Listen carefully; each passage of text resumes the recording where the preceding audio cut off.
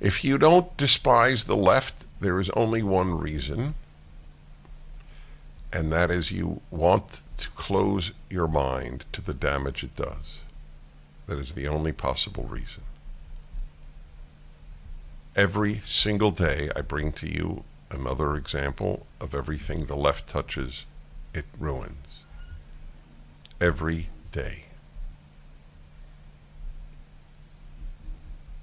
This is so opposite of the America that I have treasured all of my life.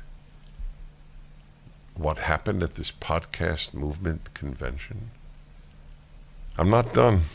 This is again from mainstream media, Dallas ABC station. There's no way around it. Podcast movement tweet.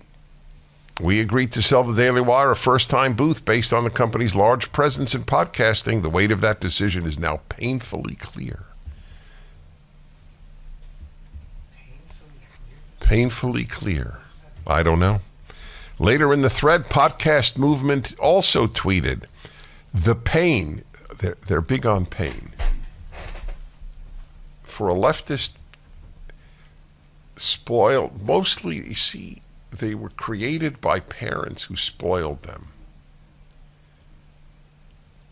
The middle class, upper middle class leftist is a product of helicopter parenting in most cases. Honey, are you in pain? Honey, let me spare you pain. Their parental role was to spare their child pain. The pain caused by this one, are you ready? Will always stick with us.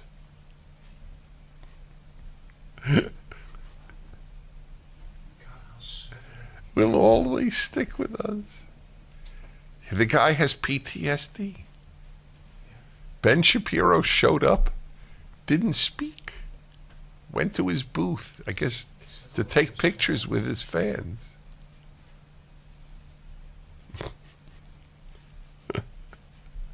The pain will always stick with you. You realize how little pain this, whoever wrote this tweet, there's no name attached, right?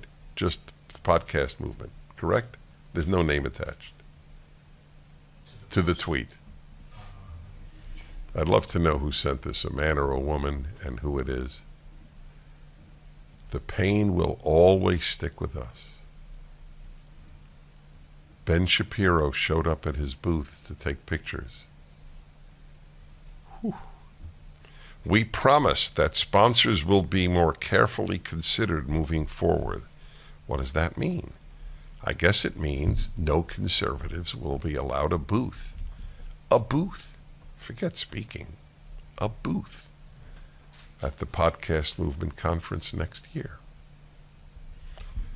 The Daily Wire booth pictured images of three of its main hosts, Ben Shapiro, Candace Owens, and Jordan Peterson.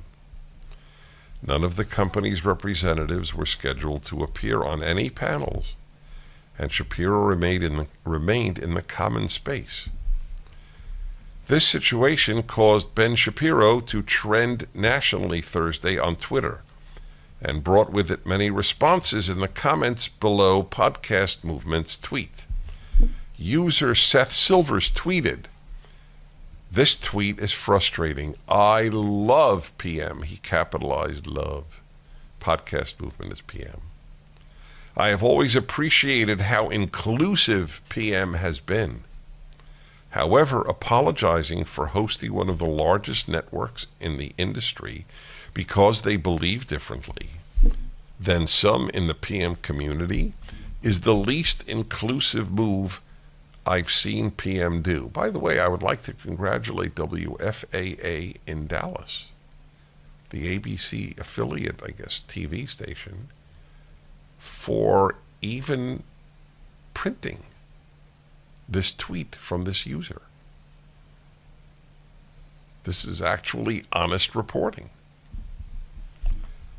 One user by the name Mary Moe tweeted, "I don't know why it's hard to understand that someone such as a trans person or anyone in the LGBTQ plus community might not feel safe around Shapiro. I never, look, you're asking me to explain. I understand God better than I understand this. And God is inscrutable, not to mention invisible, and has never directly talked to me. Well, he has directly talked to me. That's why I'm writing a Bible commentary.